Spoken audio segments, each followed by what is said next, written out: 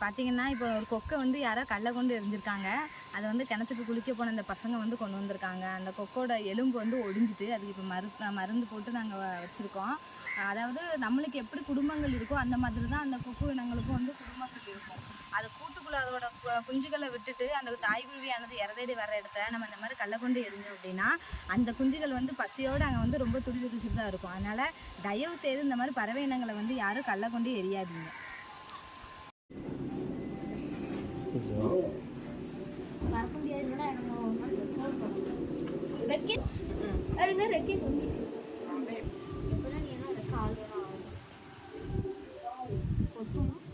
நாங்களே 2 கொத்து வாங்கிட்டு கொஞ்சம் அடிக்கலாம். எலும்பு உடைஞ்சிட்டுன்னு சரியாயிடும்.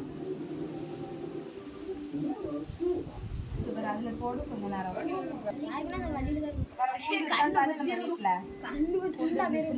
போடு அந்த புறா கூண்டு தான் இருக்கு. அதுல எடுத்து போடு. புறா கூண்டுல எடுத்து போடு. திறந்து போட்டுருவோம்.